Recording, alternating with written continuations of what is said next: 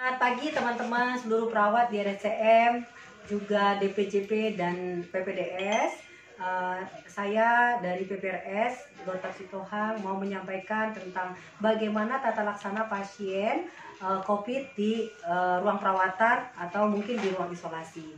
Jadi yang pertama kita pahami bahwa sampai saat ini WHO menyampaikan bahwa COVID ini transmisinya lewat kontak dan droplet. Tapi bisa airborne ketika ada tindakan yang bersifat aerosol.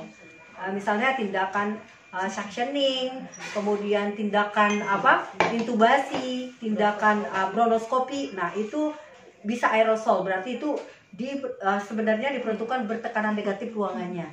Jadi artinya pasien dengan COVID karena dia droplet dan kontak, selain kalau kita misalnya ruang isolasi tidak ada, maka sebenarnya bisa dirawat di ruang bertekanan biasa, yang penting dia sendiri. Kalau misalnya dia melebihi dari satu, yang penting satu kamar itu COVID semua, boleh.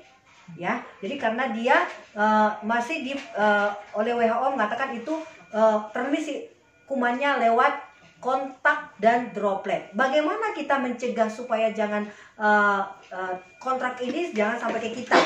Yang pertama, memutuskan rantai infeksinya adalah dengan melakukan kebersihan tangan. Nah, kebersihan tangan itu ingat, sebelum kontak pasien, sebelum tindakan aseptik, setelah kontak cairan tubuh, setelah kontak pasien, dan setelah meninggalkan lingkungan sekitar pasien. Itu yang utama dan yang pertama kita lakukan. Yang kedua, untuk dropletnya, kita putuskan rantai infeksinya dengan menggunakan masker bedah. Masker bedah cukup ya. Tapi kalau ada tindakan aerosol, misalnya tadi suctioning, bronkoskopi, atau misalnya intubasi, kita harus menggunakan masker N95. Nah, untuk APD yang lainnya, kalau misalnya teman-teman mau, sampai saat ini memang WHO mengatakan, kalau misalnya ada tindakan resiko percikan kepada badan kita pakai apron. Kalau ada resiko percikan kepada wajah kita, pakai face shield. Kalau ada resiko ada cairan ke tangan kita, berarti pakai sarung tangan. Jadi kalau ada resiko-resiko tersebut, maka dipilihlah namanya cover all. Cover all itu yang semua. Kalau ada resiko tadi, kepercikan ke wajah, ke badan, ke tangan, dan ke sepatu, maka kita pakai cover all. Kalau tidak ada, misalnya kita hanya mau ganti infus, mau cek monitoring, kita cukup dengan kebersihan tangan dan pakai masker bedah. Nah, itu aja. Jadi jangan takut dan khawatir, ini adalah kata kuncinya di kita ya teman-teman. Kalau kita memutuskan rantai infeksinya tadi kontak dengan kebersihan tangan, pasti kita aman. Kalau kita pakai APD sesuai dengan indikasi, pasti kita juga aman.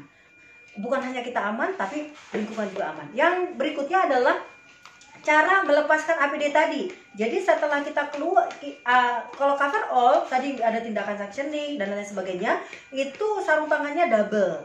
Kenapa?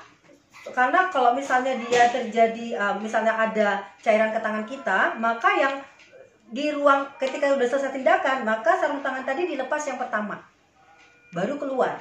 Nanti di luar baru APD-nya dilepaskan. Ya. Kemudian kalau misalnya kita pakai sepatu boot dan kita udah berakhir di situ pekerjaannya, maka sepatu bootnya semua APD-nya dibuka di kamar mandi, ya kan? Langsung mandi. Kemudian yang sepatu bootnya dimasukkan direndam dengan klorin atau dimasukkan ke dalam kontainer yang sudah tersedia di mana tuh di kamar mandi yang sudah disiapkan oleh teman-teman di ruang isolasi. Ya, jadi teman-teman sekali lagi kita anggap aja pasien ini seperti pasien biasa, di mana kita sudah memahami sumber infeksinya. Ingat, kontak dan droplet. Kontak diputuskan dengan kebersihan tangan 5 momen, dengan dropletnya kita masker, dan APD sesuai dengan indikasi. Itu saja, mudah-mudahan bermanfaat.